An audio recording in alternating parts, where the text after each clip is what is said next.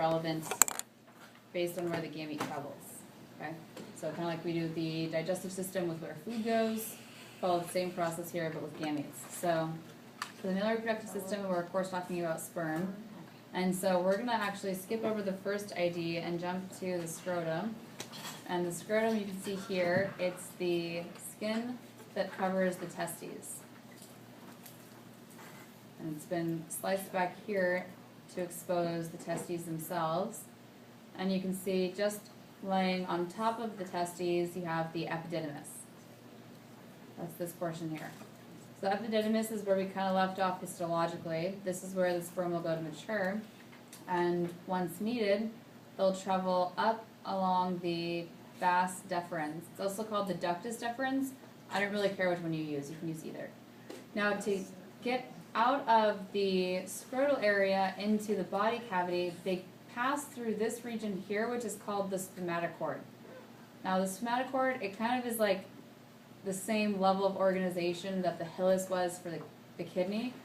Essentially, it's a ring around the vein, artery, vas deferens, and a few other things as the, like these things connect the testes to the body. You'll also see in it, if you were to look this up on your own, that there is quite a bit of musculature and actually a layer of tendons that surround this as well. Here we don't have a model that has tendons and musculature, we just have one with these. So if we were going to be pinning the spermatochord on the exam, we just put a line of stickers right here, right, as these structures enter the body cavity. Yes? What was it that it Spermatochord. Oh, like you said, 3 structures? Oh, the 3 structures that we can see here that compose it, or that would be in the spermatochord, are the vein, artery, and vas deferens. So specifically, these would be the gonadal vein and artery, but we wouldn't ask for them here because they've branched a bit to get to this point. All right, so following the vas deferens up, you'll notice it comes all the way up anteriorly and then crosses over the pubis bone right here and comes back kind of like below, or excuse me, above the bladder right here. This model has the urinary bladder labeled here, but note that this structure here is also the urinary bladder, okay? Kind of confusing. So this whole thing is the urinary bladder. Now when the vas deferens comes around, it's going to meet with the seminal vesicle at the most posterior point of the urinary bladder.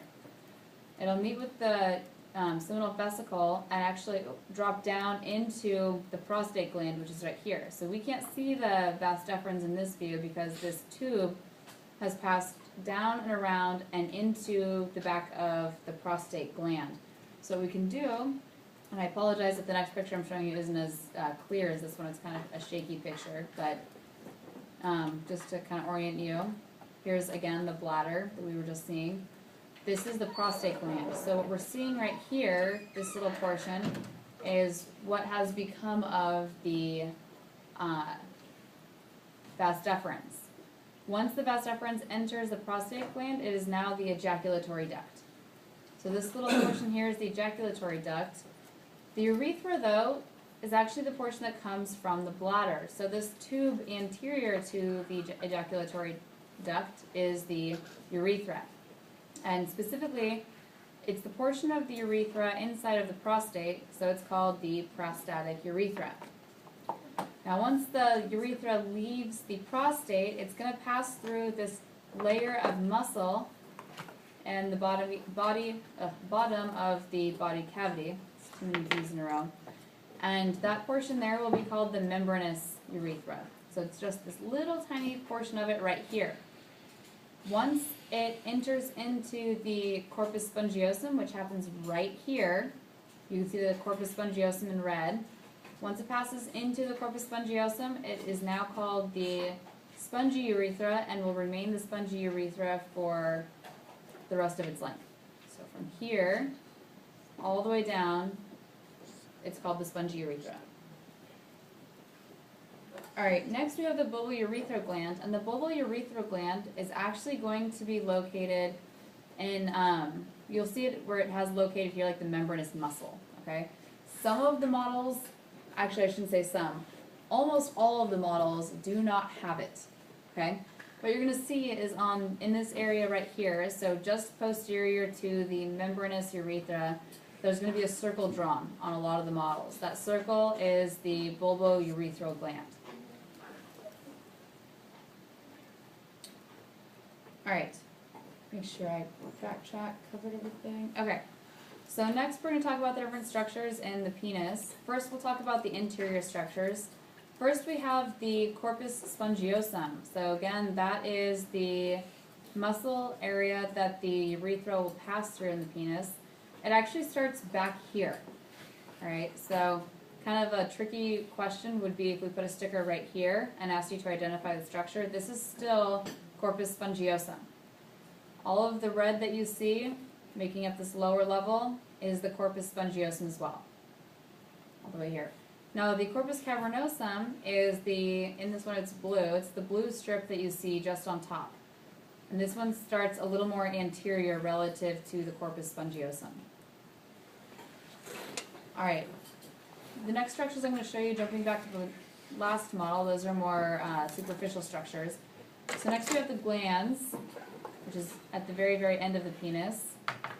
And the prepuce is actually the covering of the glands. In layman's terms, like not anatomical terms, it's known as the foreskin. So if you just want to put in parentheses, it's kind of a good way to remember it. And you can again see that right here, just on the side of it. If we jump back to the picture we're just looking at, you can see that the glands here, it's the longitudinal section of the gland, so it's red. But the yellow covering would be the prepuce in this picture. Okay. I'm going to go back to the other one. Alright, next we have the shaft, which is the portion above the glands. And last we have the crus. And the crus you can't actually see on any of these models. We have one specific model that shows it. If you look, this is a like superior looking inferior view. And the light gray here is the corpus cavernosum. And the dark gray would be the corpus spongiosum. And you can see that they actually hook in the very back. So these muscles actually hook in order to anchor the penis into the body. Those are the crusts. Okay, so it's these anchors back here. The model that we have that shows this, let me see what's over here still. Alright, let me see if I can't find the model. Oh, here it is. So the model that we have that shows this is this one here. Okay, so if you look on the sides, you can see the points. Those would be the crusts. Alright? Alright, any questions?